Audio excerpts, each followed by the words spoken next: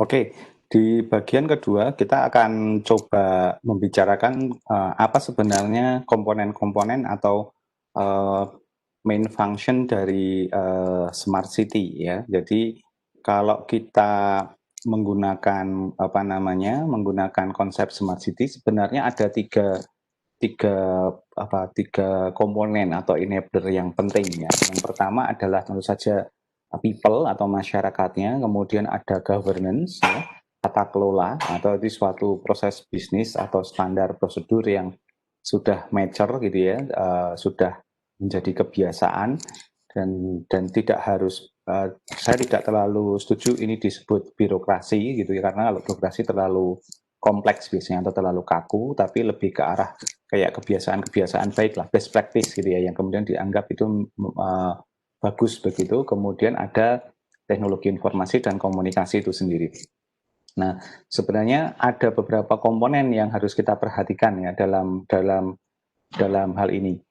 Nah, dalam konteks ini di smart city biasanya di breakdown minimal itu menjadi tiga indikator gitulah ya. Jadi yang pertama ada smart economy. Nah, smart economy ini konsepnya adalah suatu smart city itu dia punya kemampuan untuk bisa sustain, bisa menyelenggarakan semua tadi aset dan sumber dayanya itu dengan bantuan teknologi untuk memberikan daya dukung secara ekonomi. Ya, kemarin juga sudah kita diskusikan sedikit ya tentang smart economy. Nah, di sini nanti include atau terdiri dari beberapa indikator ya. Jadi misalnya center of economy. Jadi smart economy ini dikembangkan untuk pusat-pusat ekonomi. Jadi pasar tradisional, pasar modern, atau mungkin pusat perbelanjaan atau yang lain yang sifatnya sama. Sentra kuliner, sentra wisata itu menjadi smart economy. Nah, ini harus dideliver dengan bantuan teknologi informasi yang cukup bagus ya, yang punya kemampuan sensing, understanding, dan acting tadi. Kemudian education, jadi institusi edukasi ini juga menjadi salah satu komponen dari smart economy. Universitas, kemudian sekolah, dan lain sebagainya. Kemudian industri manufaktur sampai industri kreatif itu menjadi poin-poin dari smart economy yang harus di-manage dengan baik. Dan yang terakhir adalah resources. Nah, resources itu misalnya wilayah perkotaan itu memiliki sumber-sumber alam, sumber-sumber perekonomian yang sifatnya raw material. Bisa jadi dia ada perkebunan, ada pertanian atau yang lainnya. Nah, ini menjadi smart economy komponen yang harus di-provide. Kemudian ada juga nanti smart society. Nah, smart society itu banyak sekali ini karena hubungannya dengan people ya, lebih banyak dengan people. Jadi nanti ada tentang security, kemudian ada health, ada public service, kemudian ada transportation, social digital interaction, dan seterusnya. Nah, nanti akan kita bahas satu persatu lebih detail ya nanti. Nah, kemudian ada smart environment, ini biasanya nanti terkait dengan smart energy, environment, dan juga public space. Nah, jika ini menjadi fokus dari pengembangan sebuah kota atau city atau nation tadi, nah sebenarnya tinggal memfokuskan pada beberapa indikator ini untuk kemudian menciptakan suatu konsep smart city yang lebih komprehensif. Nah, ini juga sedang kita coba kembangkan ya. Jadi nanti kalau kita harus punya sensing gitu, misalnya tadi alat-alat atau Internet of Things gitu yang bisa mengumpulkan data yang bisa kita tempatkan di masing-masing komponen ini sehingga kita jadi understanding apa yang sebenarnya terjadi di masing-masing komponen. Misalnya di center of economy kita jadi tahu berapa banyak sih pedagang pasar yang available di pagi ini, berapa banyak pengunjung dan segala macam. Sehingga kita bisa kalau dalam bahasa e-commerce itu jadi tahu berapa sih toko online yang ada dan berapa banyak kunjungan ke masing-masing toko online. Sehingga kita jadi bisa memproyeksikan, oh ini potensi value of ekonominya berapa, value of money-nya berapa. Termasuk juga di education, industry, dan resources. Sementara di smart society juga sama. Jadi kita security misalnya level keamanan di sebuah kota seperti apa. Jadi ini menjadi penting. Misalnya apakah semakin ramai, semakin punya resiko yang sangat tinggi atau sebaliknya.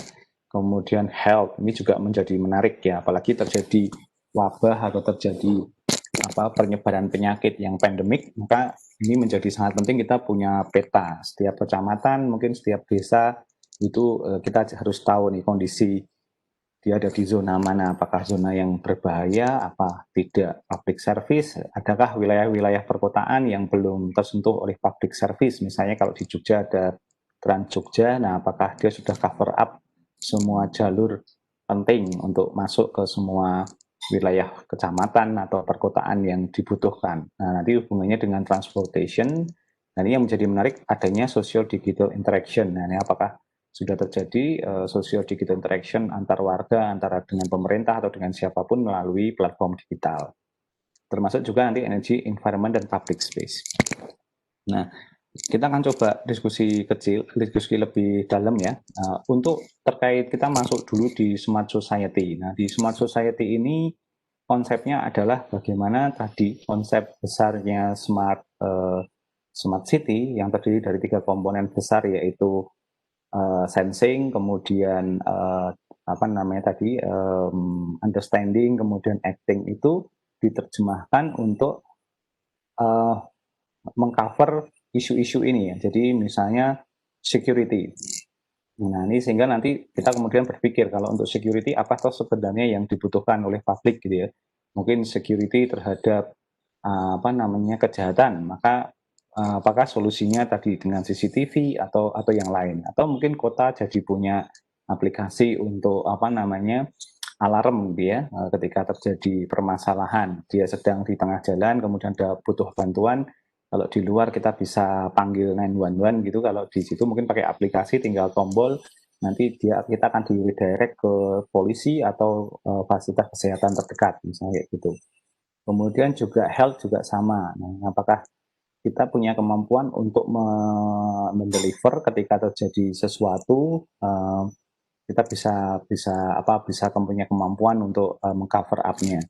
Misalnya di layanan publik misalnya ya, apakah ada misalnya mobile dokter gitu ya. Jadi kalau warga kita ada yang sudah usia lanjut atau punya penyakit yang cukup rentan, nah nanti itu di mapping, nah kemudian nanti akan ada semacam ambulan berjalan yang memontrol kesehatan orang-orang tersebut secara berkala, misalnya semacam itu. Nah itu juga menjadi penting. Kemudian ada aplikasi yang bisa merekam, tanda kutip rekam medisnya, meskipun belum terlalu medis, tapi minimal jadi data awal untuk mengetahui kondisi kesehatan penduduk, misalnya semacam itu juga menjadi penting. Kita punya peta, misalnya kerawanan terhadap usia, terhadap penyakit tertentu. Jadi misalnya kalau di Jogja sering terjadi demam berdarah, misalnya gitu. Nah kita punya peta, oh ternyata di daerah kecamatan ini usia rentan yang kemungkinan terkena seperti apa. Nah, sehingga kita bisa mapping, sehingga kita bisa allocating yang sifatnya itu support ketika terjadi hal-hal yang buruk nanti terjadi. Nah, itu menjadi sangat penting pendekatan-pendekatan semacam itu. Kemudian nanti public service. Nah, ini kalau ini jelas ya, bagaimana public service itu dideliver melalui platform digital. Jadi penduduk tidak perlu lagi harus ke kecamatan atau ke kelurahan untuk mendapatkan layanan publik, tapi bisa menggunakan sarana digital untuk mendapatkannya. Jadi mobilitas penduduk jadi lebih fleksibel. Nah, kemudian nanti yang social digital interaction ini kita bisa berkomunikasi, bisa menyampaikan saran, keluhan, atau mungkin melaporkan sesuatu melalui platform digital yang diselenggarakan oleh pemerintah. Jadi kita tidak perlu harus datang ke kantor polisi atau kemana untuk menyampaikan sesuatu. Nah, yang kemudian yang kita perlu pikirkan adalah teknologi seperti apa yang harus kita deliver untuk bisa mengcover semacam ini. Nah, jadi ini nanti akan menjadi salah satu challenge bagi kita. Nah, ini teman-teman kemudian mulai berpikir kan, jadi misalnya di health sekarang lagi kencang pengembangan tentang telemedicine gitu ya, jadi pelayanan kesehatan tapi tidak harus bertemu langsung, kita bisa konsultasi, bisa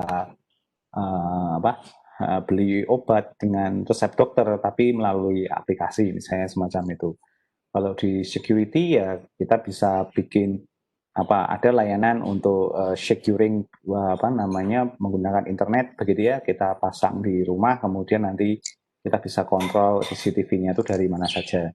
Nah, public service ini juga cukup banyak ya, sekarang pemerintah itu punya layanan-layanan public service dengan aplikasi mobile misalnya begitu, seperti kalau di Jogja ada Jogja Pass begitu, aplikasi yang kita bisa kayak pasportnya Jogja begitu, ketika kita ada di kota Jogja kita bisa mendapatkan layanan apa saja semacam itu. Nah, social digital interaction ini yang masih cukup kebanyakan platform sosial medianya dipakai hanya untuk apa ya, publikasi ya, bukan untuk interaksi. Nah, ini bagaimana kita bisa punya model interaksi yang baik di sosial media ini sehingga dimanfaatkan benar untuk mendiseminasi informasi yang dibutuhkan ke masyarakat sebenarnya. Nah, sehingga harapannya kalau 4 komponen ini terselenggara, maka lambat laun kita akan punya suatu pengembangan environment smart society yang makin baik begitu ya. Dengan harapan nanti penduduk jadi lebih cenderung memanfaatkan aplikasi-aplikasi ini sehingga kemudian tercipta suatu bentuk sustainable society. Nah, jadi meskipun tanda kutip tidak menghilangkan aspek interaksi fisik ya, jadi semacam itu. Interaksi fisik masih tetap diperlukan, tetapi pada ruang-ruang publik yang tersedia. Nah, ini menjadi menarik ya. Jadi nanti PR-nya adalah buat rekan-rekan sekalian atau teman-teman mahasiswa adalah bagaimana kemudian ini apa istilahnya itu kita deliver dengan bantuan teknologi informasi. Apa ide kita, apa yang bisa kita dapatkan dari kita keluarkan untuk menghasilkan suatu bentuk dukungan terhadap wujudnya smart city semacam ini. Nah, sebenarnya ini juga menarik ya, sama seperti di kampus gitu, kita harus punya hal yang serupa. Jadi misalnya apakah di kampus itu sudah diselenggarakan misalnya smart society di dalam kampus. Ya, kita bisa memikirkan misalnya mestinya ada komponen security, misalnya kita punya SKK, tapi mungkin kita juga butuh bantuan teknologi untuk lebih dalam gitu ya, lebih masuk ke wilayah-wilayah yang saat ini tidak tersentuh oleh security. Kemudian health ya, kita punya GMC, tapi bagaimana jika GMC itu juga mobile misalnya gitu ya. Jadi ini akan cukup membantu kita. Jadi di beberapa tempat ada fasilitas nggak hanya P3K tapi juga mobile consultation untuk membantu kita mempercepat dan mempermudah mendapatkan layanan kesehatan. Kemudian nanti ada public service gitu ya, kita bisa mengetahui layanan-layanan publik di kampus yang bisa diselenggarakan dan seterusnya. Nah, jadi ini menjadi challenge juga ya dari sisi menciptakan smart society di dalam kampus gitu ya. Oke, nah kemudian yang ini menjadi salah satu penting bisa sehingga dalam konteks ini kita akan punya kemampuan untuk menciptakan nanti yang namanya Society 5.0 ya. Jadi ini juga menjadi challenge bagi kita ya, agar kemudian di kampus itu tercipta suatu environment yang sustainable gitu. Nah, ini adalah poin penting dari smart society, komponen penting dari smart society. Oke. Kemudian kalau ada pertanyaan silahkan disampaikan.